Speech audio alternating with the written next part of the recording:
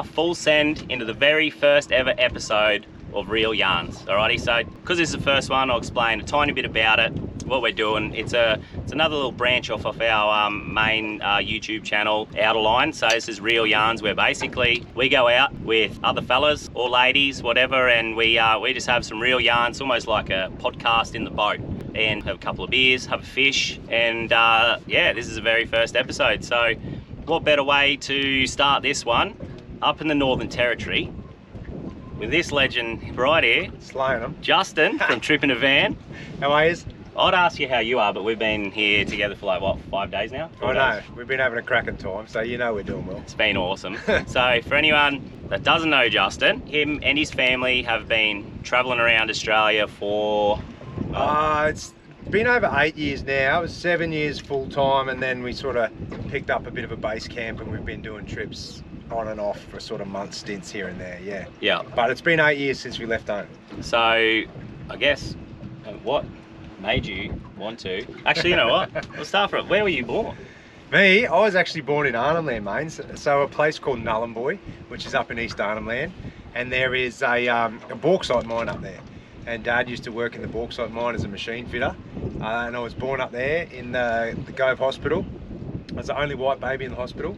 Really? Yeah, and Mum reckons like there are lovely people up there. The Indigenous in Gove and Nullumboy are such lovely sort of nurturing people, and they I was blonde as a kid, so Mum said they had to watch, like all the ladies just wanted, like, they're like, wow, he's got blonde hair. So it was like they'd never seen a blonde haired baby before. Yeah, I had a blonde hair till I was like 4 or 5 years old. But I grew up there till I was 4 or 5, like 4 and a half before we moved. But that's where I was born, mate. Yeah, so it's I got a lot of cool photos and Arnhem Land. I can't really remember it, but the photos I've got of it, it's sort of, you know, you make your own memories of it. Yeah. I've probably brought up Arnhem Land a few times now on the trip, and like it's one of my dream places to go up to the Wessel Islands or somewhere like that, where they're just like top water for big trout, like it's fishing paradise up there, isn't it? What made you want to leave Arnhem? Oh, nearly. So we both got rods out here fishing. Well, I had no choice in it. Like Mum and Dad, I think it's a remote place, and you think I was born in '82, so there wasn't much. You're an '82 baby. Yeah, same as you, mate. Yeah.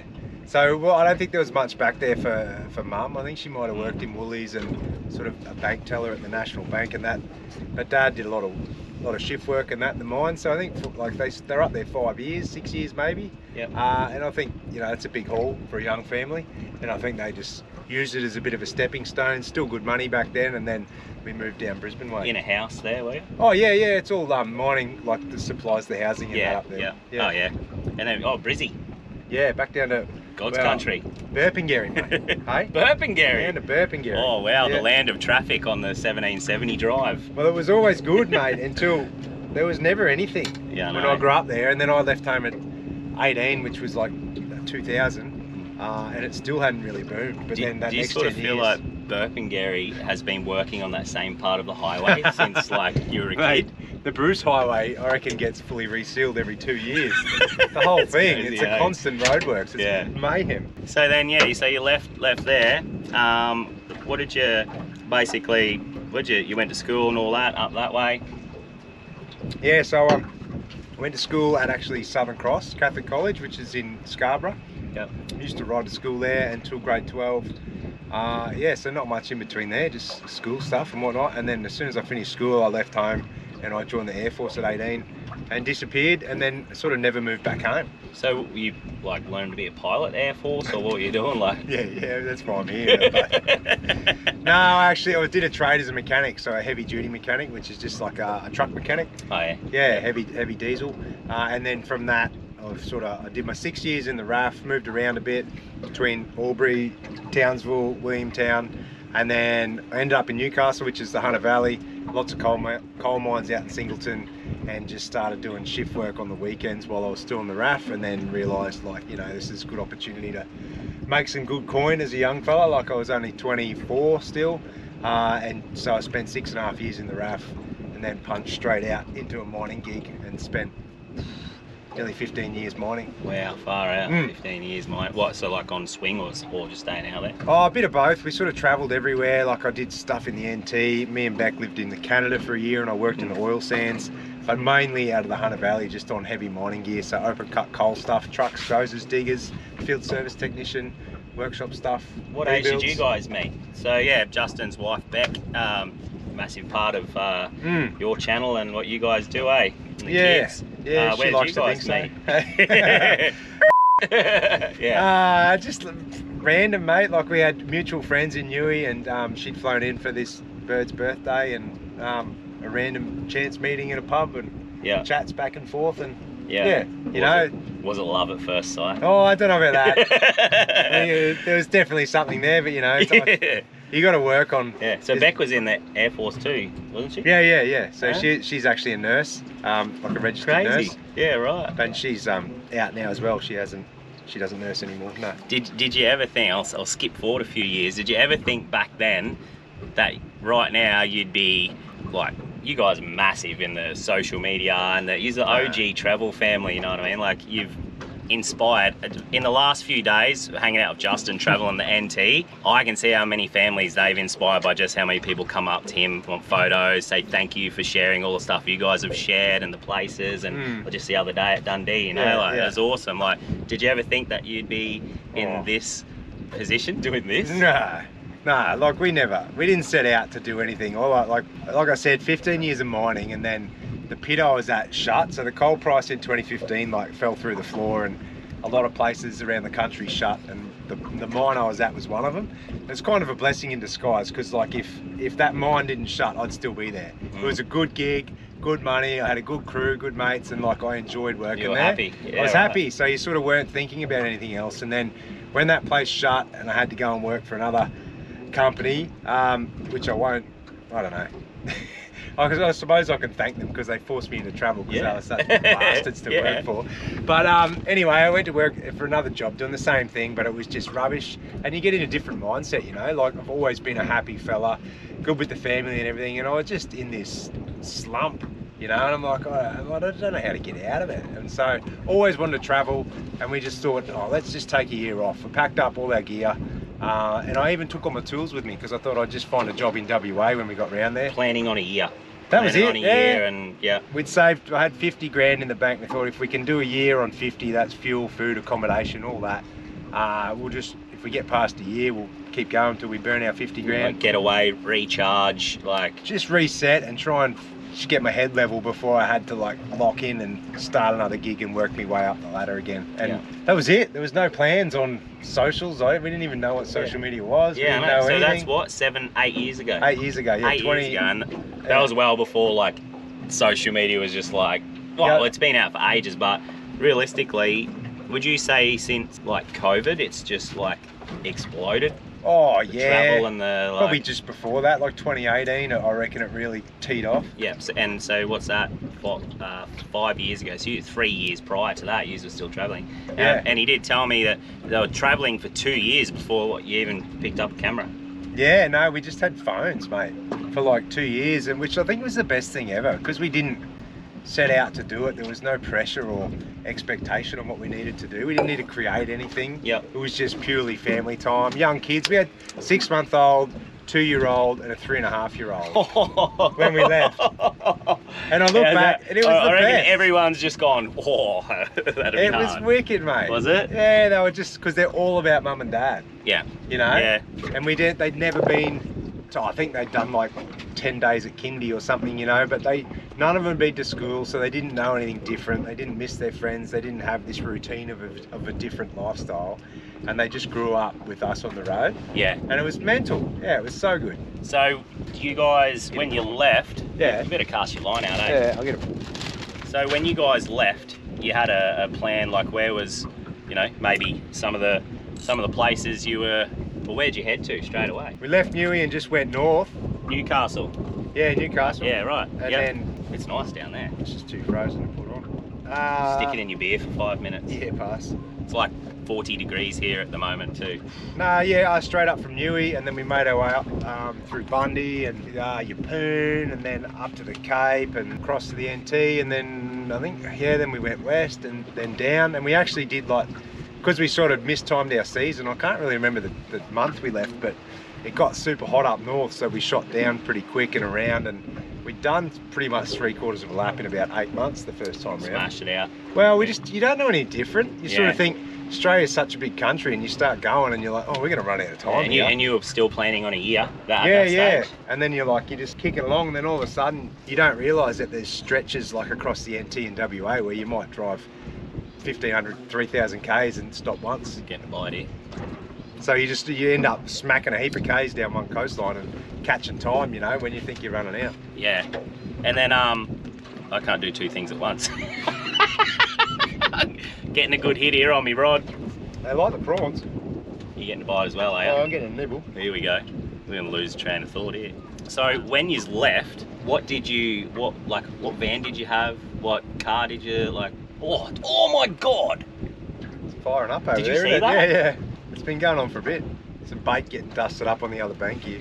Oh. Are you on? Yeah, you're on. Yeah, you're on. He's on. What do you got? Oh, it's a codley. What? Get in there. There you go. Have a look at that. We've caught a few of these over the last few days, haven't we? We've eaten a few as well, don't worry about that. I gotta tell you a story about self-proclaimed worst fisherman here, because we'll get back to that. But anyway, what did you leave in? Like, what van did you have? 3 kids, 2 adults? Oh, we had. It's pretty funny actually. Like, if you know now, if you're ever looking at travel and looking for a caravan, you know how many. Like, every time you walk into a dealer, there's bunk vans everywhere. When we were looking for a van, like, I was scouring the market and ringing all the dealers and that, and you pretty much had to order one. They never had stock of a family van, because like caravanning, like up until like, I don't know, 2018 sort of thing, it's always been a grey nomad sport, hasn't it? Yeah. You know, and no one really use did your it. prawn. That was on the floor. Go for it. They thought that come out of the cod's mouth. Yeah. Ugh. Yeah. Yeah, no, you couldn't get a van. Like, and then I rang this joint down the Central Coast, and they had one. It was a Jurgens van, never heard of them, didn't know anything about caravans, but I'm a mechanic, so I sort of half know quality and, like, you know, mechanical sort of stuff like that. So I went down, had a look under it, thought it went pretty, you know, looked pretty good. And you won't believe this. See that gas? It was good. Stitch up. Yeah. But it was a brand new van on the lot, and we got it for 55 grand for a 23-foot family van. With bunks. With 3 bunks, yeah. Yeah. Toilet, ensuite, bloody washing machine. Had to be in a Jayco. The whole, no, yeah. Started with J. But yeah, but now you can't get a decent van for under 100 grand now. Like, Nah. it's gone nuts. It's gone crazy. So it was that, and I had a Mazda BT50 that I had as a novated lease through work. And when the mine shut, I paid it out, so we owned the BT. Yep. And just had like a fiberglass canopy on the back. Had a good BT, went strong the whole time. Oh, it's good. We went through a few of them. But yeah, they're a good car. Yeah. Yeah. Yep. They're not there. You getting bites again, though? Yeah, I am getting bites again. It's a good little spot here. Yeah, I know. But it was a good little car.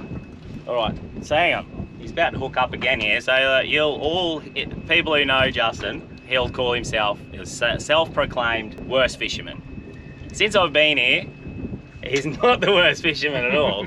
He's like, I'm throwing lures in the trees. He's like reverse skip casting bloody weedless lures up in the mangroves. He's finding all the bait when I couldn't find them and casting it in live, as you saved our butts yesterday, mate. Yeah, I will agree. I did save your butt there. And then he goes and does this and catches this bloody behemoth barra yesterday, last night. What, mate, how was that effort last night? That was unreal, mate. We locked ourselves into a creek. The tide, we were meant to be able to get out of there. Low tide was at 8. We were meant to get out of there low tide was at 4. Yeah. We were meant to get out of there at 8 o'clock. By 10 o'clock at night, Tide hadn't even started pushing. Come in at all. Like 5 hours after we were meant to, start to move. Look at this busting up right up a thing. I just see it coming. I guess Queenies or Freddy's, Yeah.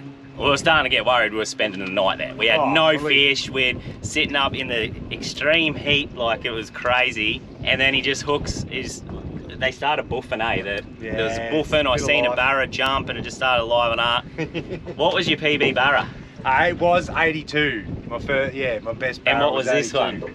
She was 88, son. This one right here. It was a big fish, man. It was a good moment. It was a great moment. Like, you know, it's one of those moments in fishing. If you know, you know. You'll never forget when you've gone through all the hard work. It's not going to happen. We're going home empty-handed. Then it happens, and you know, like it you know, Makes it, doesn't it? tries to say it was a team effort, but it wasn't. He got the bait.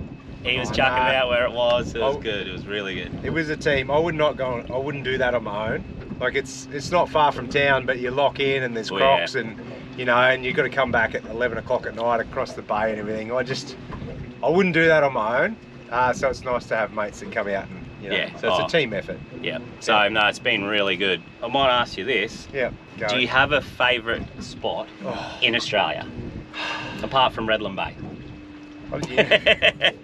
That's my home. I've got heaps, but you know what? They've all got their good points for different times of the year. Yeah. So they're one of like. Yeah, true. It's 100%. two big questions we always get asked: is what's your favourite spot, and then what time should we be in what spot? And I reckon the second one's more valuable because every place around the country can be mint on its day. Yeah. But if you want to plan your trip and have your best chance of hitting those spots on their good days, you really have to follow the season. Yeah. So you still got to give yourself slow down and give yourself time to get those gaps in the weather and get it on its primo days. But like I say, places up here, can you imagine if it's build-up weather? We're in the NT. We've had some cracking days because it's on the back of the dry season. Some cool breezes. It's not blowing. We get glass outs, but it's only 32, 35. Give it another month, it'll be like 38. Humid, storms every hour, and you'll be going, this place is just horrid, you know? Yeah. So it's sort of like that everywhere, but if I can pick the best spot on the best day with the best camps, it's got to be the Coral Coast, like Ningaloo Coast, which is Exmouth, Warra. West is best, eh? Yeah, it's really to be able to park on the beach, tinny in the water, go and get crays, squid.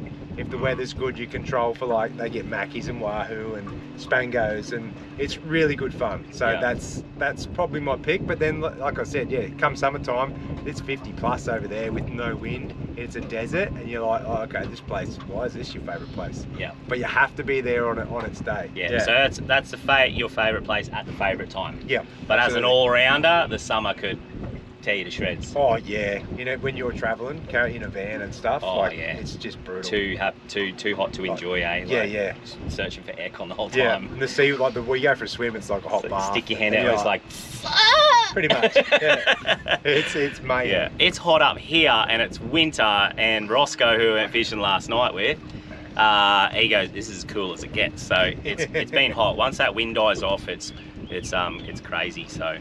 Yeah, but anyway, he's not a bad fisherman. He's actually a very good fisherman. So don't believe that anymore, people. I always just say I can catch them if they're there. I really struggle with finding them. Like I haven't, but I'm learning lots off this fella too. So it's good. I sort of need to learn more about where to look for them. Yeah, we've had a good time. I've got the ability to catch them, but yeah, I just need to find them. Yeah, that's what I like to tell myself anyway. Yeah.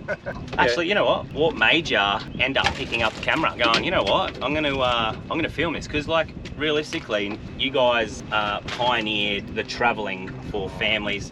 Oh yeah, you won't say it, but it's. We don't see it, but yeah, I understand. We were sort of the first ones to do it. Realistically, you did. You were there. Like, what families were travelling around filming and doing what you guys were doing back then? Like in our first year on the road, I always remember it, we were looking for families because the kids, you know, after a while you're like, oh, it'd be good to have the kids play with some other kids and stuff.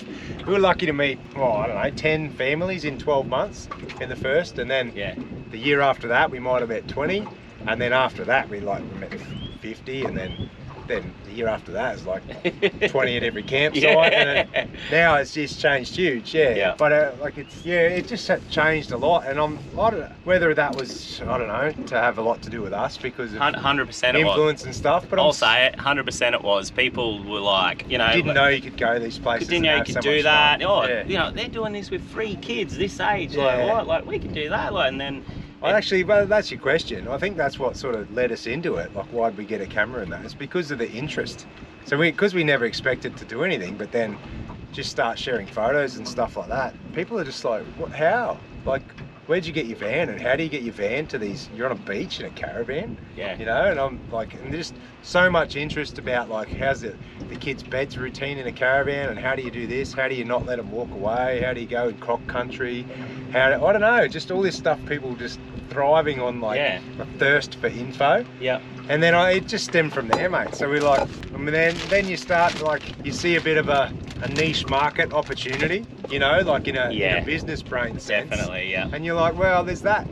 It's the same as any sort of market or product or business. Like, is where there's a thirst or a need for supply, then there's always an opportunity to sort of make a living out of it. And because you would have got to 12 months, I guess, because you went, and what'd you go? Nah, we're just having too much of a good time. Like, this is. Yeah, well, actually, there's been a lot of things along our journey that have helped us out, and like, I just said journey. I hate that word. Do ya? Yeah, you know how when you watch them bloody... This prawn's going on a journey. Oh, those Give it a shows hot like... tip. bloody, what's those cooking shows and that? They always talk about journeys. Anyway, so after 12 months, and then... This has taken me back, actually. I haven't thought about all this stuff for ages. Yeah, I know. But then... That's what Real Yarns is about, eh? We had Mazda, Australia, hit us up and said, oh, we've all been watching your travels at... the headquarters down here in Melbourne and stuff. We'd love to get involved. Like, we're already using a Mazda, and I'm like, oh yeah, sick. Like, how do we? What do you? You on? So what do you want to do? Like, I don't know. Can you? Yeah. Oh, he's on. Can you? He's got a bit of toe. Can you service our car? I'm like, oh yeah, I wouldn't mind some new tyres, and you can service me rig or something. It's a surprise when you pull it up over. It is. Oh, what's that? What is that? Wee, a little Trevor. A little Trevally. There you go. 2-0, brother. I'm used to it. Anyway, they're like, oh, we've actually got a new model Mazda coming out. We'd like to put you in it. I'm like, oh, okay. How does this? We were like bemused, like this is unheard of. You want to give us a car, like to travel in and stuff? Yeah. And we'd never, like, it was such a new sort of hold it out further. Social media stuff. Oh, yeah, look at that. GT. See, mate. Anyway, yeah, and that went ahead. We got supported by Mazda for a good probably 2 or 3 years, and then where are we going with this? So that's what helped us out, you know. Like, we're like, oh well, if we're gonna have the support of a major car manufacturer in Australia, then and we didn't want to stop. This could. Like, we'd had such a good time, and we'd found all these places along the way in the wrong season, but we knew they were awesome, and we'd found all these places we'd never heard of before that we put on our list to go back to. So we're like, let's go again. Yeah. And it just stemmed from there, mate. It just grew, like, and just... It's not ready to come back. No, He's finding it good with the kids. Everything was flowing. Like, loving it. Yeah. Happiest we'd ever been. Like, me and Beck, we always got along well, but it was stressful times with shift work and all that. And then when we're on the road, we just had the best time, like, become best mates, and just loving life. So we're like, let's just keep cruising, mate. And then that's just... For the last 8 years, that's what's happened. That's when you picked up, thought, you know what, let's start doing some film and whack it on YouTube. Pretty well, not even. Like, they asked me to do a few things. Maybe to create a bit of content for that. Oh, yeah, they're like, oh, can you, like, do just get a few shots for us doing this and that? I'm like, I don't know how to. Yeah. And they actually had a videographer, like, email me and I could ask him questions and stuff. Yeah, so I had this videographer that I could just email and he'd be like, give me, you know, tips on using the camera and audio and that sort of stuff, so then they could use it for their marketing and content online. Yeah. And, you know, just got a little bit of, like, confidence, I suppose. Yeah. Like, I'm not... ask Adsy, like, if there's people around, I'm like, oh, put the camera away, mate. I don't like... Yep, no.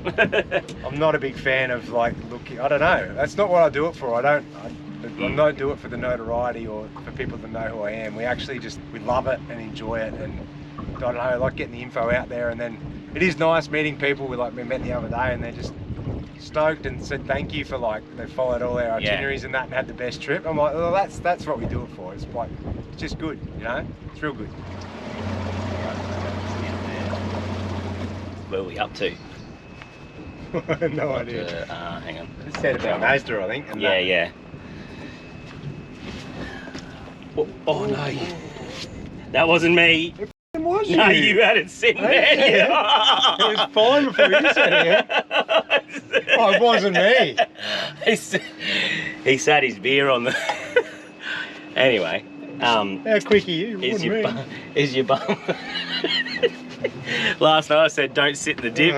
He where sat in the did you dip. put the dip? Right under my ass. Yeah.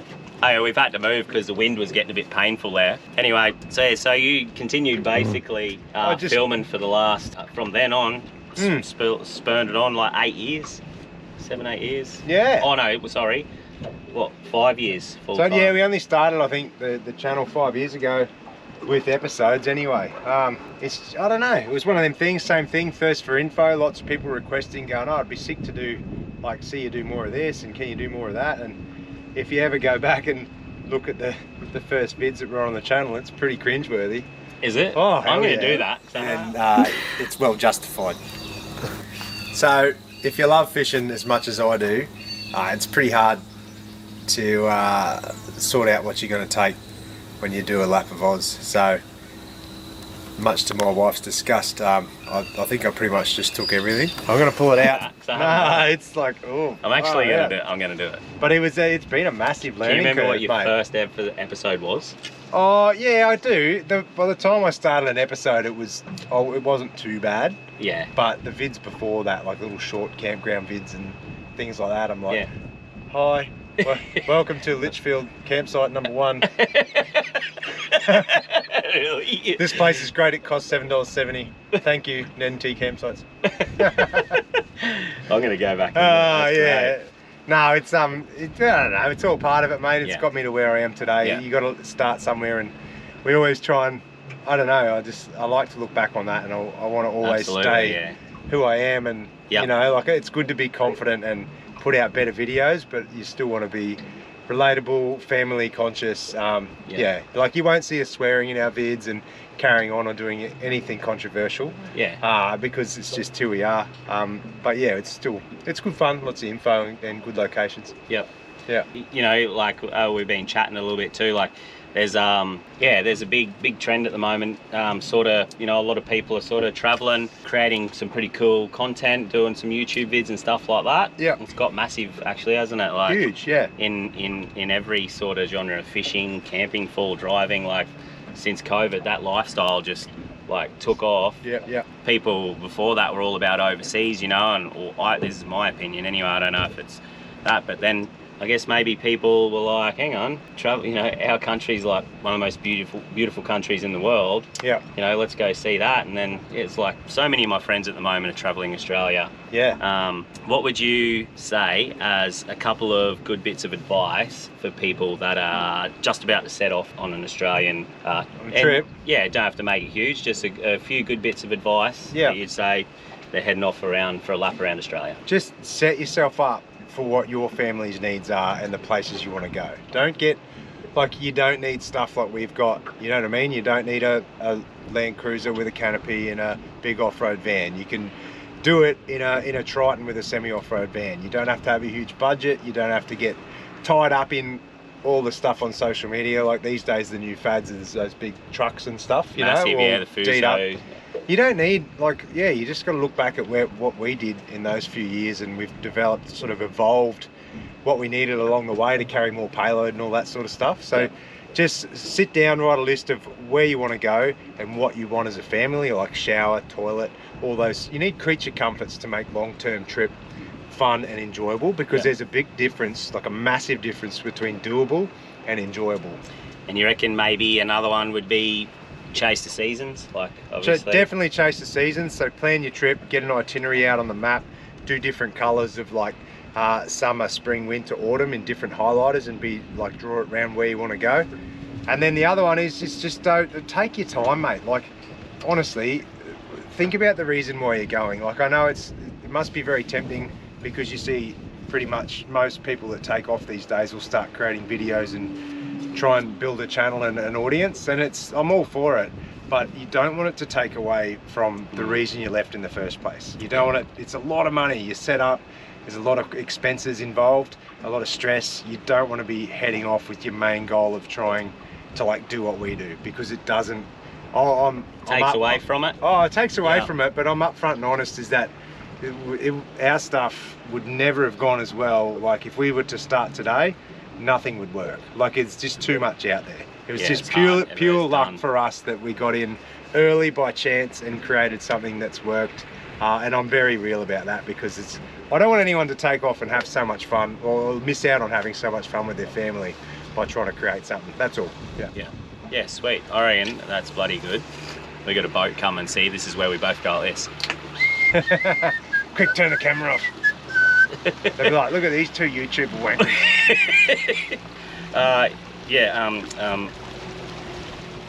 Just let them go past. Yeah, well. Get ready? A little cod and a little trevally. Quick, keep talking. God, I'm on mute. There's people here.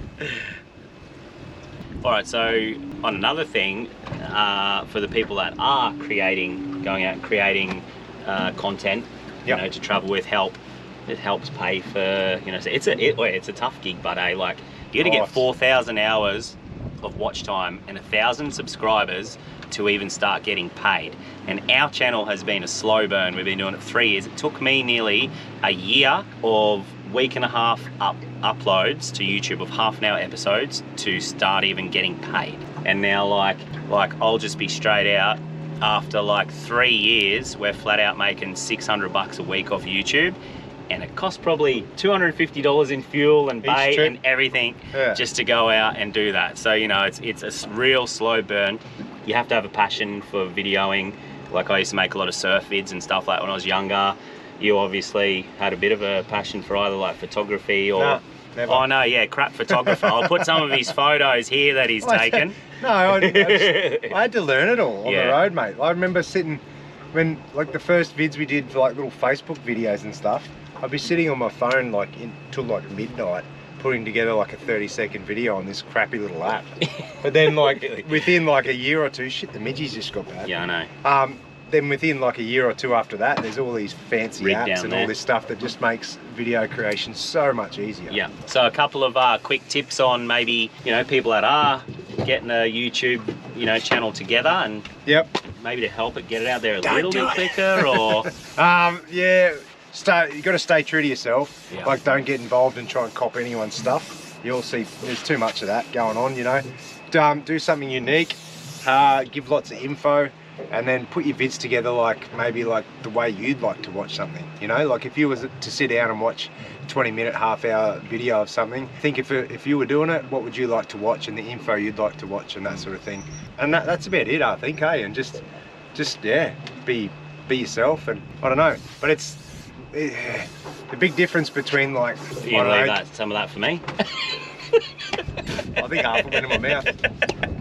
But you got to, you also got to play the game. Like YouTube is another form of social media, so there's algorithms involved and reach and engagement and comments and likes and all that. All that stuff does matter as to how many people see your videos. So there's a lot to get your head around there too. You really have to research and learn and sort of pick your times on when you're going to put videos up and your lengths of them, and you got to get back to people on comments, and it's a full business, mate. You can't to make it an income worthy sort of a viable source of income, it's really hard as a part-time gig. For a smaller channel and how busy we are with it, I can only imagine, and I've seen it now firsthand, how flat out it truly is.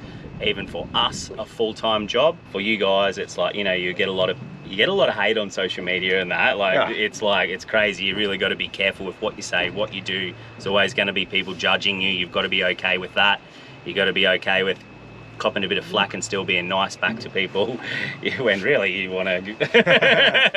You can't do it. You can't, because that'll be the end of you straight away. So if you can't take that and you can't do that, like, I wouldn't even start, because you're gonna cop it.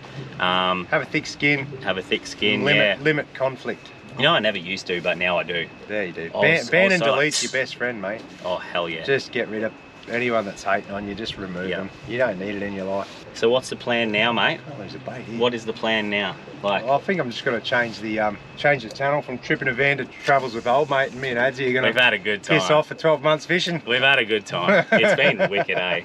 Oh yeah, it's good. It's a good change for me, from going for such a long time with the family to having a bit of boy time and actually solid fishing. Like when, you know, it's like if you go fishing with your family, I might lucky to drop a bait for more than 10 minutes in a couple of hours, because you're tying lines and rigging baits and all that sort of stuff. So it's nice just to focus on actually putting a plan in place and catching a good fish. Yeah, Yeah. And it definitely works. So you're on a 6-week trip now, heading back home, but we've already told you missing the fam bam. Oh yeah, I am. I didn't think I'd missed. You know, like I've honestly spent the last 8 years with them pretty much full time. Haven't been away from anyone more than 2 days, and it's massive. That's a good nibble. I do miss them, and I thought I might take off and take like 6 weeks to get home, but I think it's going to be more like 3 or 4. Yeah. I know, it gets like that, eh? I'm just like, oh, you know, like, yeah. Leave my kids and Sarah for like a couple of days, and I haven't been away from Cez for more than like 5 days now. It's a week, and it's like far out. Yeah. It's hard. But it's hard to admit, especially when there's someone here watching. Yeah, I know. There you go, girls and kids. We love yous more than you know. Yeah. But actually, what are the plans now? Keep on filming, like doing what Yeah. you're doing? We're going to change it up. As always, we've just evolved as times have changed, mate, and like now the kids are getting a bit older for me to homeschool. We've always homeschooled or done distance ed. Now, like, oh man, Jack's got schoolwork in grade 5 that like I have to Google to try and figure out what the hell's going on. And I'm like, all right, now it's time to be responsible. I'm like, fractions, long division. Hey Siri. I'm like, yeah, I'm actually a parent and I'm responsible for this young fella's like growing and he's learning. So we're going to lock into a bit more school. They're loving it because it's still a novelty to them, like full-time schooling. And then just sort of find our way through it. I still love like this stuff going away. I think I'll do more of this, catching up with different blokes, going to different places, doing more 2-3 week trips rather than the full-time stuff, which I'm okay with, eh? Yeah. Like you still get to make the vids, you still, I don't know. And I'll tell you what, I've pretty much seen everywhere I was about to say, like, where do you go now? You know, like, what do I asked him the other day, what do you do when you retire? where do you go? So, but there would be places. Pennyfather River's one I've told I haven't you been to about it, Pennyfather yet. Pennyfather's a great spot. So populated, but like it still has that really remote feel with people around. So, but it's nice. But yeah, moving forward, that's it, man. Just no, we don't plan too far ahead. I don't know. Leave it to fate, mate. Good things happen to good people. That's our motto, way. You guys have done amazing. Seriously, like the content you've brought people, the stuff you've taught people. A lot of people, you've made their trips around Australia much more enjoyable and easier. You've saved them a lot of money with the the stuff that you and Beck have taught them. Like it's awesome, mate. Like you guys deserve everything that you got and everything that comes your way. So it's great. No, that's all right. We've got to get out of this. We do. We might not get out of the boat. We had an hour and a half to do this, and it's probably been close to that. But like Justo, he said to me, Adzi, do you want to come up and fish with me for a week up in the NT? And I said yes, and I'm glad I took the opportunity. Yeah. Well, we'd never met. The opportunity to do this. Seen a few vids of his. I'm like, hey, he looks like a decent bloke, like And you sort of, I don't know. So it was a first. It was a first for me. It was good. Because I've never used Tinder. It's the closest to Tinder I've ever been. I'm glad you swiped left, mate. Is that right? Yeah. The good way. Well, yeah. Well, everyone goes, oh, swipe left. All right. There you go. Well, I just want to say thanks for inviting me up here, mate. Cheers, made a lifelong friend in you, I can tell right now. So appreciate it. We've got 2 more days left, and then I'm flying home, and that's it. So hope you guys have enjoyed the first episode of Real Yarns. Totally non-scripted, fully just a real yarn, out fishing, having a beer, and that's awesome to start it off with you, mate. Wicked. Thanks, all right. man. Cheers, guys. Hope you enjoyed that, and stay tuned for the next one. Head over to my channel, Head over to Tripping a Van in case you haven't heard of it.